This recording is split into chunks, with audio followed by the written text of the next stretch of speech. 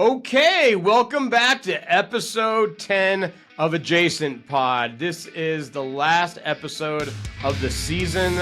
I was trying to prepare some thoughts here to talk about what this experience has been like, and I just think grateful is the only thing that came through. I wasn't very eloquent in putting together words, but it's been incredibly exciting to see people who I don't know commenting, reaching out.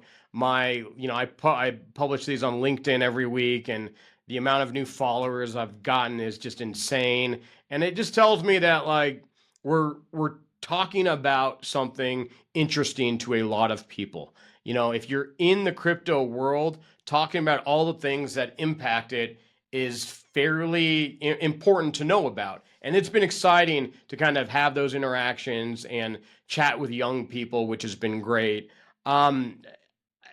None of this would have been possible without my guest, who I'll bring on in a few seconds here. I have a friend and colleague who has encouraged me to start talking about crypto in a lot of different ways and get more involved in it, learn about it, take on clients in the area. And I think I was dubious at the beginning. I just didn't know if that's something that just interested me. Fast forward 4 or 5 years, and it's literally what makes me love my legal practice again. You find out where you can be reborn from, and this is one of them. Thank you also to our sponsors who've been with us throughout the first season: Treeline Veterinary Cancer care for animals in a boutique setting, and of course, Lalchandani Simon, who's been an outstanding supporter of the pod all season. With that, I want to bring on who you will remember, Justin Wales. He was our guest on our first episode, and now he's back with some news. And with that, welcome to Mr. Justin Wales. Hey, Kubs. Tell me, what has happened in this, what seems like 10 years since the last time you were on, which is about 2.5 months ago? Yeah, I think for the first podcast, you called me up and said, can you do me a favor? Can you be on the first show? And I went, yeah, sure. And then around podcast 9, I called you up and I said, can you do me a favor? Can I come on and talk about my book? So I'm here. So I wrote the Crypto Legal Handbook that came out initially April 2024. Almost immediately, it went out of date. As you can imagine, we've had a change of administration. We have had a change in federal priorities when it comes to digital asset. We had lots of cases that were, really important to watch get completely dropped. In the crypto space, we've had a lot of states enact legislation. We've had basically the run-up of AI, and that has some implications in crypto. We had a lot of tax updates. So I basically have spent 2023 to 24 writing the book, and then I've spent the last year basically rewriting it. So it comes out on Monday. It is I really do think it's like the best primer on crypto and crypto law generally that you can get.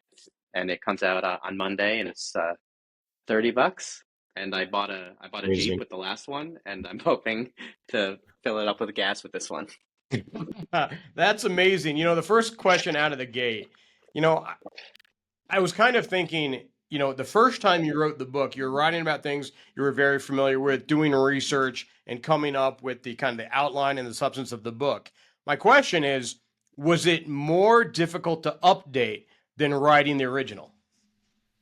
No, it was so much easier to update. Writing the original was really hard, right? Because you're writing basically 0 to 250 pages. You're doing it at a time when you're not really sure what the structure should be. I had a lot of questions about, well, what is really important?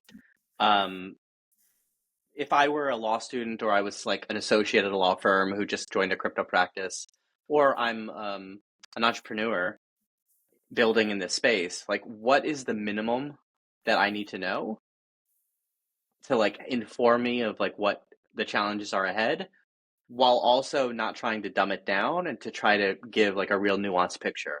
So it took a long time to figure out like what the structure is, what is included, what isn't included.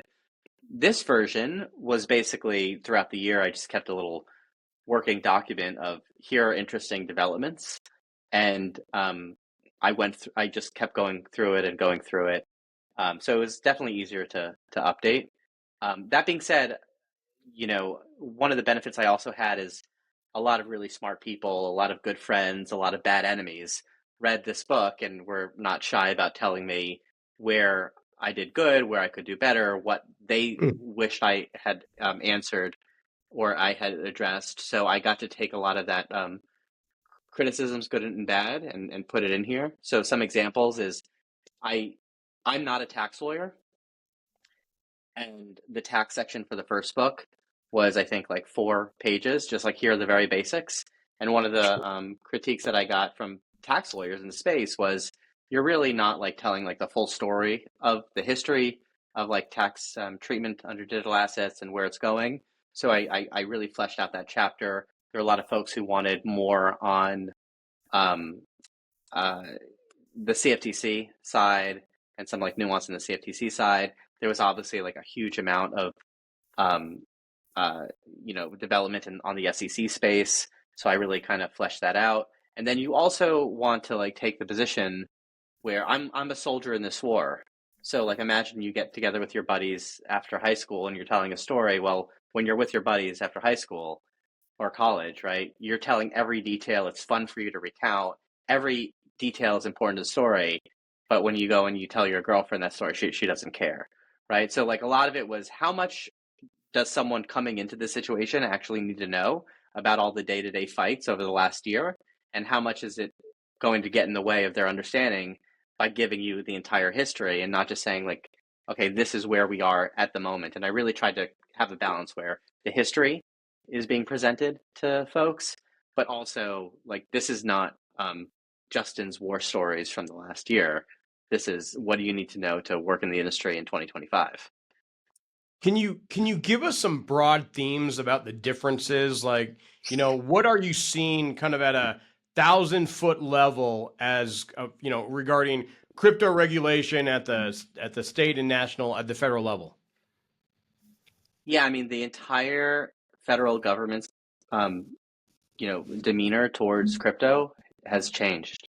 So one of the things that we did in here was we outlined basically what was the Biden administration, position towards crypto, and that's not just the SEC, but it's the banking regulators. We talked about Operation Choke Point 2.0, which obviously wasn't in the first book because it was the full It's extent still of it people were still wasn't being out. Yeah, choked at the time. yeah, exactly, right. So we went through all of that, and then we talked about, well, what happened when Trump got elected, and how has that manifested into different agencies. I think one of the takeaways from this book as well is it's easy to look at the last 6 months under the Trump administration and to say everything is different now. Let's just turn our brains off to all the arguments and conversations that were happening in the past.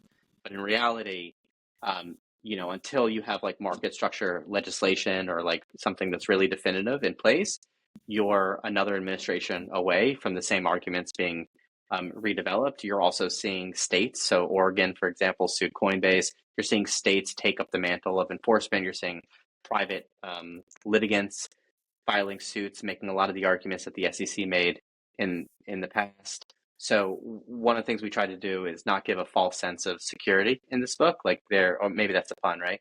A false sense about securities in this book, and to say, well, here are all of the arguments that were made. Here's how they developed. Here's where they kind of cut off because the cases have been dropped. But you still kind of need to know this. You need to know like the background on how the securities infrastructure in this country has developed, because these are still questions that are being debated, even though they're not being debated in enforcement actions from the SEC right now. They're being debated in roundtables at state levels and in private suits. Recently I found myself at a kind of I don't want to call it a VC meeting, but it was like, some guys who were launching a new fund particularly for Web3 games came in and they were presenting their ideas, going through, here's the difference between a Web3 game versus, the more 2.0 games. And what I'm very curious about, because the way they spoke you would have thought if you were in the room that we are in a new world and it's not going back. And I actually asked the question at the meeting, What makes you guys so confident that we aren't going to be back in a more highly regulated world when Gavin Newsom is president in 3 years or Pete Buttigieg is president? And what do you think? Is it a one-way ratchet? Is it a possibility of going back to where he is? I don't know. I mean, I have no idea. Like, I think that it's hard to predict where politics go. I think that if we can get legislation that gives like clear rules, then that's harder to overturn. But executive actions and like the opinions and guidance of agencies are subject to executive, control. So I don't think we'll see the same level of hostility that we did before in the like reluctance to even have a conversation, in this idea that any digital asset is inherently a security. I think that was a really um, minority view, even in the last administration. It was just a view Sure. of, you know, the leader of the SEC. I don't think we're going to go back there, um, but I do think that we need some sort of long term solution, so the entire industry isn't solely at the whims of political appointees. One comment, that we've had when we had a guest on the show, I think 4 or 5 weeks ago, we had George Morris of Simmons and Simmons. He's a UK based attorney, and he has a crypto practice that covers kind of all of Europe. And when asked with the same question of, how is the changing landscape of the crypto regulatory world in the United States, how is it going to impact, all these other jurisdictions outside the United States? And he gave me an answer that I wasn't surprising. What he said, he's saying it's opening up so quickly here. And so it's becoming so lax that instead of just following suit in the UK or in other European countries, there actually is going to be a pullback saying, we're not sure we're okay with what's happening in the United States. And therefore, rather than just adopting it wholeheartedly, it's going to cause a reverse, us to pull back to, for consumer protections or things of that nature. And, that's the effect it's having. What do you think? I mean, there's always going to be a push and pull, right? In Republican administrations, Democratic states sort of take the opposite view, and Democratic administration, Republican states. I mean, there are certain countries that I would say are more aligned with Republican Party or Democratic Party, and I think that's like a push and pull. I would argue that, things have not gotten quote unquote so lax. I think what has happened is the specific argument that the reason why these companies were doing wrong is because they didn't register in a process in which they could not register has gone away. And now the government is doing the work that they should have been doing for many years, which is to say, well, what are the rules and regulations and how do they fit? But the same regime that has governed, for many years at a state level is still, you know, the rules haven't actually changed since um, since Trump came into office. It's just this idea that you have to register and get an unregisterable license has changed. So I think they're developing them, and I think over the next, let's say, year or two, right, Congress should be able to get something done. I think further guidance from the SEC, from the states, from the CFTC will come out, and you'll also see some of these arguments like refined at state and civil levels. And we're working through it. But the problem is that we should have been doing this for the last 14 years and we haven't. So we're just starting the work right now. And you think it's being productive? Like I see all the groups and meetings and, Yeah. requests for information and that kind of thing. I think a lot of people are spending a lot of time thinking about what a fairly complicated digital asset regime should look like. And there are a lot of debates over what is the better way to do it. This is happening at state levels, right? So like Illinois is about to pass their version of a bit license. California is putting together their their version and the guidance like surrounding what it's going to look like that goes into effect in I think 2027. So you're seeing at a state level, you're seeing at a federal level, the market structure bill. There's this Genius Act around stablecoins that looks like it might actually pass. And a lot of people are having conversations, and there's a lot of folks in the industry that are, giving their opinion either individually or through their companies or through trade groups. And it's like the slow slog of politics, right? It's going to take a while, but I think the perspective right now, which is how do we work together to create lasting rules, is better than, let's just have enforcement actions and try to, harm the industry as much as possible. You know, this group Fairshake, who invested a lot of money into the election on both sides of our political spectrum, one of the things that they are incredibly focused on is making sure that their efforts and the efforts to achieve the crypto regulations and legislation that you're talking about is not partisan.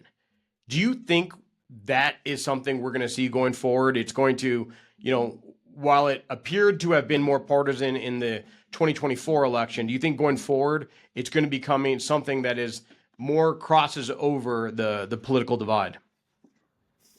Yeah, I mean, I think for most of the people who at this point are interested in it at a political level, it's not really a partisan. They don't view it through a partisan lens. If you're looking at it honestly, everyone basically wants rules of the road, right? We just want clarity. The industry wants clarity. The Congress wants clarity. What that looks like, there's debate over.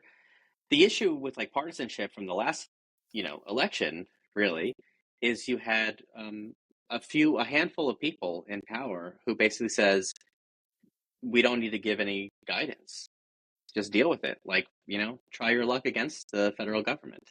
And I Yeah. don't think that's helpful. But I think that's gone away. And I think like there's a lot of Democrats and there's a lot of Republicans that are both trying to like get this forward. I mean, the fact that like the stablecoin bill just passed a vote yesterday with bipartisan support. I mean, it shows you that there are real people on both sides trying to get something done. And I think like over a long enough period, crypto is just not a political issue. It's you know what are the rules around it, and maybe there's some like partisanship in philosophy about what those rules should be, but the idea that like there should be rules and that these should not be at the whim of like a single executive appointee, I think that's pretty much like everyone agrees with that at this point. Hmm. Well, let me ask you something. So now, as you get ready to launch, the second edition of your book, do you have any kind of nice moments from the launch of the first book where somebody reached out to you, a professor, a student, a colleague, an opponent, who kind of said, "Hey, I found this book incredibly useful, incredible, well done." I always find those stories are why I do anything. So I wanted to see if you had anything like that where you just had a kind of a special moment because of what you put out. Yeah, I mean, it's it's maybe a more interesting conversation to have than the day to day of crypto politics, to say like what is it like to put yourself out there and to create something and to like see how the world responds to it. I mean, I knew when I wrote the first book that it was good, and I knew that there was like a certain group of like lawyers, some of whom are outside counsel, who will just feel compelled to buy it, right? But I didn't know how it would do. Yeah, All exactly. right. I didn't know how friends, right? Like my mom bought a copy. I didn't know how it would do outside of people who knew me and loved me. And it was nice to see that it had kind of like a life of its own. It's on the syllabus at this point of like 30 different colleges and law schools. That's Um, insane. Lawyers from all over the world have reached out. I mean, this is a U.S. Book on U.S. law. I mean, we really don't really touch on international law at all, but there are huge amounts of people from other countries that are buying it. I mean, there was like study groups of lawyers in like different countries that I heard about, like who were just like going through and reading it as like a book club. So it was cool to see that people appreciated it. And also when I wrote it, I really tried to write it from my own voice and my own perspective, and for it to be like me having a conversation and trying to explain to someone like what I think is important, and right, and not have to read as academic. And what was nice is that a lot of people who are not lawyers read it and they said, I get it. Like there's a lot of it that I understand now. It was written in an accessible way. So it was super rewarding to to see how well it did, honestly. I mean, if it didn't do well, I wouldn't have written the second one. That's amazing. So I guess digging into it now, just by way of summary, do any particular sections in the book, show massive change compared to some that are others that just said, updates with a few cases, maybe a few statutes or things of that nature? Is there any kind of, let's say, controversial or to be continued because we don't know yet? Yeah, I mean, with the exception of maybe the introduction, which is just like sort of like my story and like, thoughts about like the practice of law in general, every section is like pretty heavily updated. Um, what I tried to do is I tried to provide um, like contemporary context in even the history of like what I'm doing. So what I didn't want this to be was I sometimes read books that are like second, third, fourth editions, especially like law books. And what it feels like is someone spent a lot of time writing the first edition and then they just like added a paragraph here, a paragraph Sure. there, and it just reads disjointed. So I really did try to like think, if I had to write this over again today, what would this chapter look like? And some of it was hard because I can remember struggling with like sections a year ago, and I'm saying like I really don't need this anymore, and deleting like whole areas that I thought were well written and that like had a point, but it was kind of a point from like 6 months ago and not one today. So I mean, the ones that are the largest overhauls are obviously like the SEC Sure. section. I mean, the Sure. states took a lot of work because like there was a lot of state changes. I added a section on meme coins. I added a section on AI. The tax law section is also big. I looked at all the resources and made sure that all the resources were still up to date. And then a big section on Operation Choke Point 2.0, banking regulators. I basically didn't address banking regulation as it would impact the digital asset industry in the last version, but I added a section on that. And then, just there's been so many updates in the cases that we talked about. We had to put quite a lot in. I say we, I had to put quite a lot in. Without going too in depth, because I'm certain that, and when we get to season two, this is going to occupy several episodes. But could you kind of just summarize the juxtaposition of AI and crypto and how you see it coming to fruition? Yeah, I mean, I'm sort of obsessed right now with um, artificial intelligence in the same way that I used to be obsessed with crypto when I first started thinking about it. And part of it is when I first started thinking about crypto, it seemed to me like a type of technology that would have a massive impact on how we relate to each other as humans and how we think about ourselves in like the grand scheme of things. And the conversations that I would have with people who were like crypto people were not about like the price, or they were not about like wonky legislation developments, or the intricacies of securities regulation. They were, well, how does this impact our ability to communicate? How does this impact our ability to express ourselves? And that conversation has basically gone away in crypto for the most part. And we've really become obsessed as an industry, I think, with the infrastructure, with the rules, with the regulations around crypto, but not like the underlying meaning of things. So AI is like, there's a lot of conversations you can have about what does AI do. And the way I view AI and crypto is, I think, like potentially when all is said and done and we're writing the history of AI and generative AI specifically, and the integration of artificial intelligence into like our world, crypto is like a footnote that says the way that different systems, artificial intelligence systems, interact with each other is through digital assets, is through a blockchain, and that it's like helping to facilitate these types of broader, higher valued, advancements. I still think crypto is like really important. I still think Bitcoin's really important, but I've had those conversations for 15 years. And the thing that is really interesting right now is, well, what is this new technology that we have? I mean, I'm writing the AI legal handbook right now. I'm like so into it. So, I think like I go through a lot of like specific examples of like how different autonomous agents can interact with each other, how self-driving cars can interact with each other, how like we can kind of track like the inputs and outputs of these like large language model systems. using blockchain or digital asset sort of like um, concepts. And I don't know, it's fun.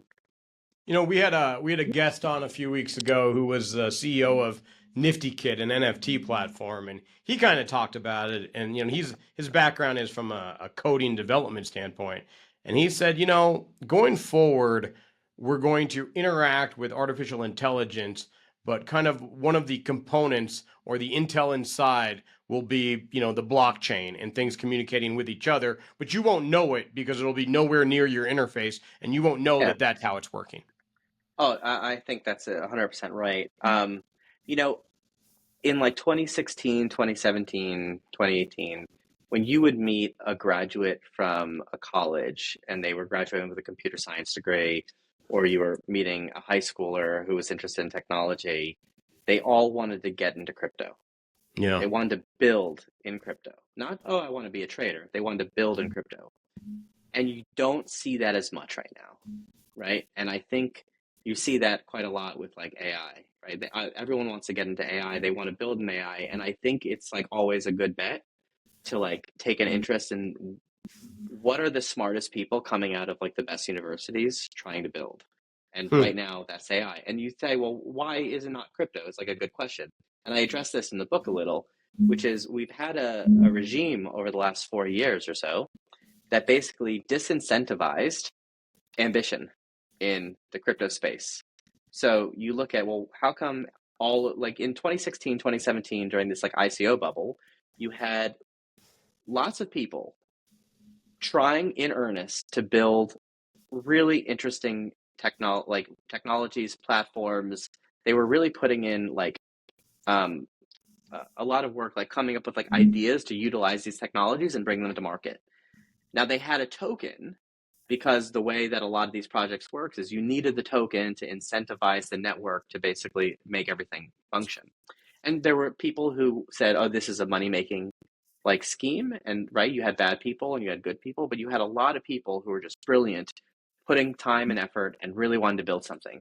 And the U.S. government and many other governments, but the U.S. government basically said, the more effort you put into these projects, the more liability you're going to hold. So what ended up Sure. happening is one, they left the country. Two, they left the industry, or they completely anonymized and they went and built on DeFi, and DeFi is doing all these interesting things. But a lot of people don't want to build technology in the shadows, so they pivot to other interests. It's also why you have people, you have like bubbles like the NFT bubble or like the meme coin bubble, right? Which are collectibles. They're interesting. People might like them, but they're not the most util like applications Sure. of these platforms. And in some cases, they're like specifically designed to do nothing but exist. So one of the things that I think like whatever regulation comes or whatever the guidance comes from the SEC should do is it should re-incentivize basically young people who want to build on this technology to be able to do so without, incurring Here. lifelong liability. Yeah. That's really interesting. I think this is a really interesting question. And with the advent of AI and how much attention that has pulled, it's really created a vacuum in so many different conversations. Um, is crypto going to become a lot more mainstream, or is it going to become like we talked about, something just kind of inside the other things that get a lot of attention? I think I mean, both. I think like some digital assets, I think Bitcoin is becoming more mainstream. It wouldn't surprise me if you had other layer ones like Solana or Ethereum or others Sure. become more mainstream and like looked at more as like platforms where other layer twos and applications can be built on. I think that's likely. I also think that there's like an underlying infrastructure that will be incorporated and you won't know it. Like I think like the idea that you're going to send a wire transfer, you know, 5 years, 10 years from now is probably Yeah. unlikely, and you can probably accomplish quite a lot of that with like stable coins, right? Sent on a blockchain. So from your purpose, like, does it matter to you if you send $1,000 overseas, if it's being Nope. sent on a wire in 3 days, or it's sending instantly USDC? No, send it on USDC and then it gets converted on the back end. So I think it's probably a combination. Yeah, no, I believe me, I want it. I want it as fast as I can get it there, and as cheap as I can get it there. And Yeah. beyond that, I don't care much. All right, now let me challenge you. Look, everybody knows you as kind of somebody who evangelizes crypto or Bitcoin and this space. What are some negative outcomes that could come from this kind of more adoption of crypto? Um, you mean like society in society terms, or? However you perceive like a negative outcome. I think loss of money, theft, um, I don't know. You scams.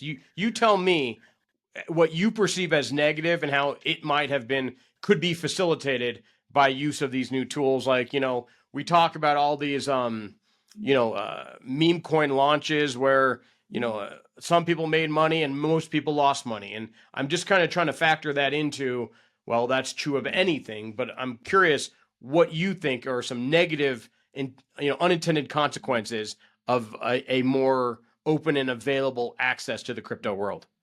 I mean, it's sort of like what is the the negative impact of like absolute free speech? It's that people are going to say things that offend you. It's going to be that like some people are going to lie. It's going to be that, when you give people freedom to say anything, when you give people freedom to transact, good people and bad people are going to interact with that right. And I think, there is like a libertarian sort of ethos behind most of digital assets, because take away all the law around it, all the regulations around it. These are technologies that essentially exist to allow two people to interact freely with one another. And in some cases, that's going to be used to help people escape, despotic regimes and to fund their escape. In some cases, that's going to be used to, defraud people. So I think there's going to be I think there's going to be negative consequences. I think there's going to be a lot of positive consequences of this as well. I don't know how to exactly quantify um, how to compare the two. Um, but I think over like a long enough stretch of time, the integration of these concepts into society and the mainstreaming of them, the idea that you do want to have some sort of asset that isn't tied to the inflationary whims of the federal government, that you want to be able to like hold something digitally on your own, that challenge that the Supreme Court might hear this year, that if you we are structured in a society where every bit of information, every bit of like financial uh, transaction is done through intermediaries, and you basically have no rights at all if you give the information, your own information, to those intermediaries. Well, if you have technology that now allows you to speak directly and to hold assets directly, you inherently have more freedom. You have more freedom to be private, you have more freedom to do good, and you have more freedom to do bad. And I think we need to decide as a country and as a society, what do we value more? The freedom or the protection from harm? And I think that's always like been the debate in this country. You know, again, when I was talking to one of the guests on the pod, he remarked that the world watches the U.S. and its regulatory regimes, and they're all based in consumer protection because our society is a consumer society. We buy from China, we buy from all over the world, and we sell less so.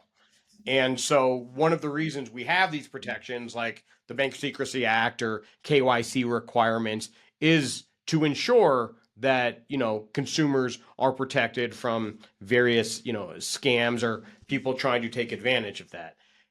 In and I don't think you commented on this, but the idea is if we start hearkening back some of those protections or regulatory requirements that allow people to do things anonymously or make tracking down transactions more difficult because we don't know who initiated them, can we expect a harm to our citizenry here in the United States? I mean, it depends on like I guess what you consider harmful. I mean, when the Bank Secrecy Act was created in the 1970s, the same monetary threshold, basically $10,000, that we have today, existed. So I guess my question is, the Bank Secrecy Act was designed, and it was challenged, and people were up in arms about it then, was designed to capture $10,000 transactions. That's about an $85,000 transaction Yeah. in today's dollars. So the regime around financial surveillance is much broader than it was even when it was initially contemplated and when it was first approved. So I mean, think about how much of your financial life is accessible to the government right now. Sure. I mean, go throughout your day and think about how many things that you do, right? What are you watching on Netflix? What are you buying from the store? Every time you use your credit card, every time you buy something, what kind of websites are you visiting, right? We There is can't talk someone, about that online, Justin. well, there is someone who knows that information about you. And the Yeah. question I think that we have to struggle with is being fully surveilled is a great way to stop crime, right? Because you know you're going to get caught, you know, right? It's also a good way of stopping speech and stopping innovation and stopping associations. Um, and I think like a lot of people just philosophically fall on different sides of the platform. I mean, Europe, I think, is, and Canada are more of the mindset of we want to have fewer rights, but there's a benefit to that because people aren't going to be able to abuse those rights. I think traditionally the U.S. has fallen on the other side, but it's a constant push and pull, and over the long run, you know, privacy always diminishes. So I don't know if we're going to gain our freedoms back, but there's a way of stopping the, you know, full surveillance. I think I hear Donovan in the background agreeing with you. I don't know if that's what I'm Yeah, hearing. or But not agreeing. Yeah, I guess what I'm hearing from you is as your example of the $10,000 threshold under the Bank Secrecy Act is more likely than, it's a dichotomy. It's more there's ability to strike a middle ground by just simply modernizing some of these tools so that it 10,000's maybe, but absurd. maybe, but I mean, I think there's a lot of people who actually want to lower the threshold and they want full financial surveillance. I mean, I guess to you, and we can. Should I pause until he kind of he's just I leaving mean, the we're house? the audience is enjoying it. You tell us. Yeah. No, it's fine. So let's say I went to you and I said, Cubs, you know, 5,000 people die every year from car accidents, Sure. and I have a way, a surefire way, to stop all car accidents. Should we do it? What would you say? Probably not, because you could say don't drive would be one of Well, those that's ways. it, right? You can make cars illegal, right? So Yeah. you can stop all financial fraud by just giving everyone an allowance of what they can spend, and everything has to get pre-approved. I mean, there's a worst case scenario Yeah. that completely takes away all of your freedom, but the government. This is what I always find interesting about the U.S. As compared to other countries, including Canada, including like some European countries. Um, you are embedded with all of the rights, and then the government has to justify taking them away. Yeah. Whereas you find other countries that have like their rights derived from the king, is the king or the state grants you the rights it wants and it can take them away. So what is the Yeah. difference there? Is that the rights belong to you in the US and they belong to the state or the government elsewhere.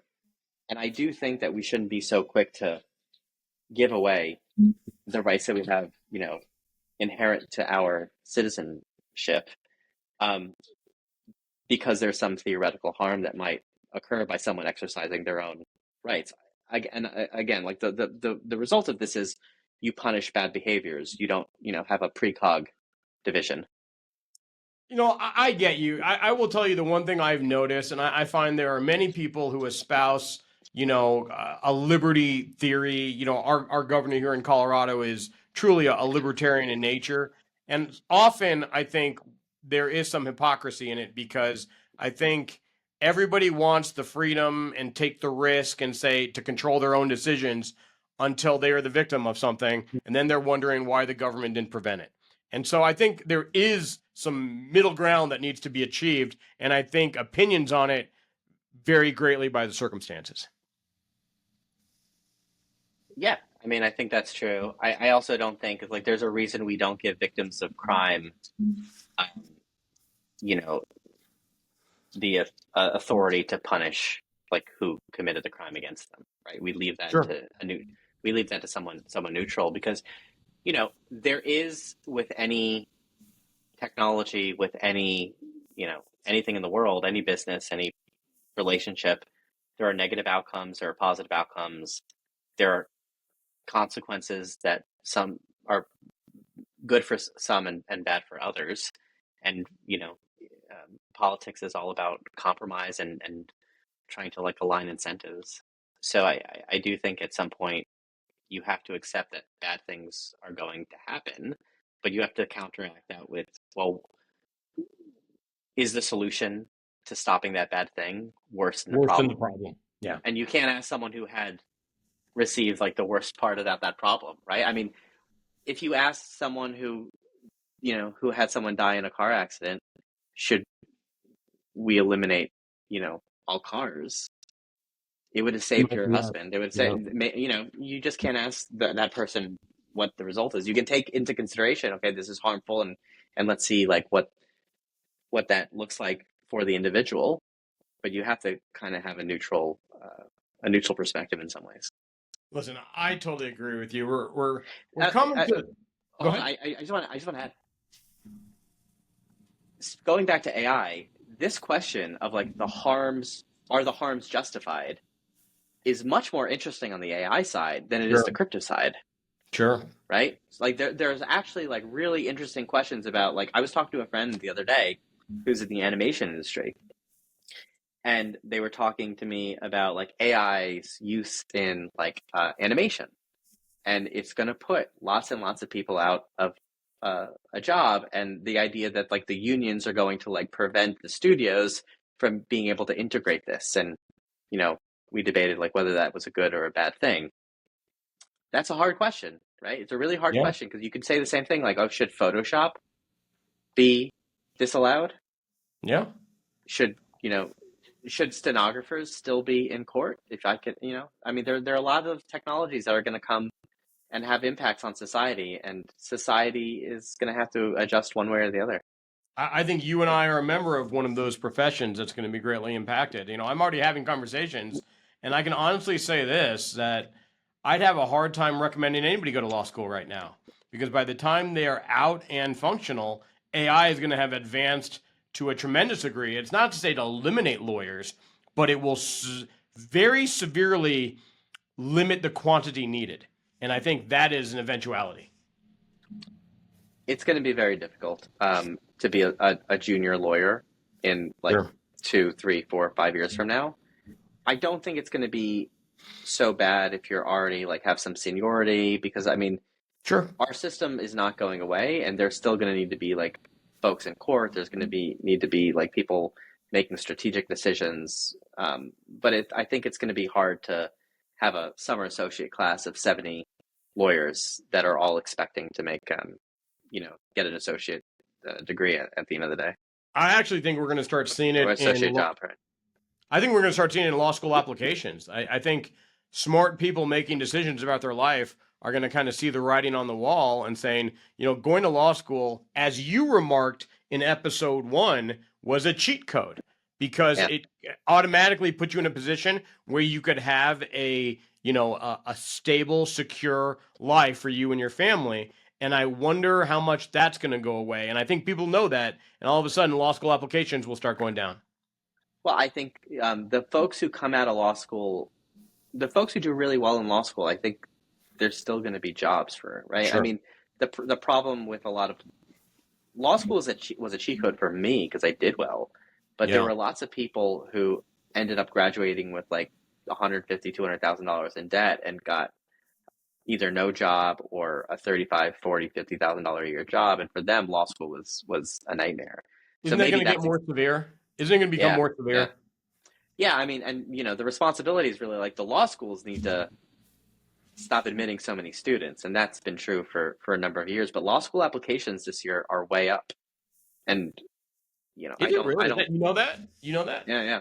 Law That's school very applications are up, fascinating. and this is always the case when like the economy starts to be, give people like a little anxiety, and they don't know, okay, can I get a job right out of college? What do people do? They say, let me get a law degree. Let me go and hide out in grad school for a little while, and in 3 years from now, I'll be in a better situation. I mean, when I was in law school, we had the largest class in the history of our law school, and the reason why is because you admit a certain number of people, knowing that some people are going to say no, and no Yeah. one said no. No one said no. Was So that why what? economic? What year was that Yeah, you entered law school? 2009, Yeah, so right? nobody wanted to be out in the market. No one wanted to be in the market. So you all of a sudden you had these like really large classes, and like my law school um, incentivized people. They said if you put your application on hold for a year, we'll give you like a certain amount off of the tuition, because they were trying to get people to not graduate, to not join that graduating class, because it was just they didn't have the resources to teach that many students. That's amazing. Well, listen, let me give you one more opportunity. And I think I want to posit a question to you that, to help you out. Your book is getting released today. By the time this episode comes out, it'll have already been released. Who should read it? Who is this book geared for? It's really geared for anyone who's trying to really understand where is the digital asset industry in terms of not only law, but the technology, the history as of this date. It's completely updated as of this date. Like if something happened yesterday, I have uploaded that update last night, right? Hmm. So we're recording this a week early. So that's my promise to you. It's also for folks who want to understand the legislation, the laws around crypto, the development of it, without having to read a lot of legalese, without having to like decipher anything that's really difficult to understand. It's written, I think. I mean, you read it, Cubs. It's written in an accessible Several times, way. Justin. Yeah, it's written in an accessible way. So I think like anyone in who's has a practice in as a lawyer who that's touching law and crypto at all, I think anyone who's in the digital asset industry who eventually might need to hire a lawyer, you should read this. One of the jokes I make in it is like, crypto law and securities law is not rocket science, and it's not even computer science, but there are like some like moded areas that you need to that are hard to like find the information on and have it like presented in an easy way. So I think if you want a primer on what your lawyers are going to be talking to you about, so you can make sure that they really understand and to test their assumptions, I think this is a good book. And more importantly, like if you're in law school or in college and you have a digital asset course, like demand that this book is on the syllabus. Like it's $30. And the reason why it's $30 is because Yeah. every other book on the market is like $200 and $300. They're out of date and they never get updated. So it's like this information should be available and accessible pretty easily. And I think like a lot of people just try to like scam students because they can put a mandatorily read book on the syllabus for $250 and they just pocket it. I mean, the margins on these books are like astronomically good for the Yeah. author. Like if you see a $300 book, that person's probably making like $250 That's from it. amazing. That's amazing. I will add one more plug to your book, and this is based off using the first edition so much, is that I found incredible use in your footnotes. When you're talking about a subject and I need to go a little bit further than you've gone, looking up the footnotes and then reading those materials is probably how I became a crypto lawyer. It's just kind of reading everything and going deep into it, and kind of you point people in the right direction. This book Yeah, to me is more of a map than it is a single source for all information. It points you in the right direction. yeah. The new one has I think 375 footnotes. Every That's one of them, like I've checked to make sure it's updated. I've updated the references, so if something was like had grown a little stale or its perspective, maybe didn't apply, I've updated as well. So yeah, I mean, you can start from zero, and if you just go through this entire thing, you can get like you know pretty pretty far in your digital asset and like legal knowledge just through this book. Well, with that, we have this segment at the end, which is just a lightning round. We're kind of gearing this towards kind of what our subject of today was, which was your book. But let me start with this. Let's make this political. Is politics going to play a role in the 26 and 28 election cycles? Just Sorry, politics. is crypto going to play a role in the 26 and 28 cycles? Maybe behind the scenes or in like terms of like funding, but I don't think it's going to be as mainstream as it was the last cycle. Are you ready to endorse Ro Khanna here today? I'd love to talk to him, hear what he has to say. You know, I believe we're making an appointment for him to come through Boulder for a talk. So I will put you on the calendar and maybe come out for it. I think it'd be fun. I have a lot of respect for him. Good. No, I love hearing that. Final piece of advice for young crypto entrepreneurs. Oh, entrepreneurs? Yeah. Don't believe everything your lawyer says, right? Like really test your lawyer's assumption. I mean, if they tell you X, make sure they really, really understand your business. Make sure they really understand your technology. If they tell you something that doesn't seem to make sense, ask them to explain it to you. If they are citing law, ask them for the law and read it. You'd be surprised how many stories that I've been told and I've seen where a lawyer says something because they were put on the spot and they felt they had to have an answer. And at the end of the day, they just didn't understand the concept that they were talking about. And, they have a law degree, so the client is scared to question them. But I would say always challenge expertise.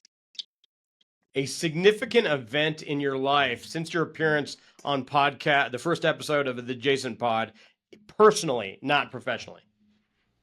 That happened in the last 2 weeks? 2.5 months. Or 2 months? I don't know. I mean, it's just a lot of very nice family memories. We had a lot of baseball games that we went to. Is nothing that stands out as like monumental or that will like go into a memoir, but just a very happy time in my life. And the final one: what advice do you have for any Indian budding podcast hosts? Make as many friends as you can, right? Invite them on their podcast. I think people undervalue in terms of like their professional life and also their creative life, the value of having friends who can speak, to you, honestly. So it's probably the same thing, especially when you're trying to get them on podcasts. I don't think that applies to an Indian podcast, but it applies to all podcast hosts. It's a universal message. All right, with that, I want to close out. I want to thank everybody that's helped us. Yovel and his team, thanks for producing these so well and making this so easy. I kind of always leave off with a thought. I want to thank our sponsors, Treeline and Lalchandani Simon. The thought I wanted to leave with was this, is when Justin and I first talked about this podcast, he said something that I've now kind of applied in so many different areas of my life, and that was just do it. Don't think about it. Don't map it out. Don't outline it. Don't like imagine all the different ways it can work or it can't work or who you're going to have on. Just start doing it. And I feel like that has led me to think that way in almost everything that I do. Just start doing it and you'll sort it out as you go along. Justin, any final thought? You should trademark. You should trademark. Just do it. It's a good slogan. It's a good one. It's shocking that nobody's came up with that one. I'm gonna come up with a logo for it as well. Anyway, Justin, thanks for coming on. Great to have you as always, and we will see you in season 2. Thank you.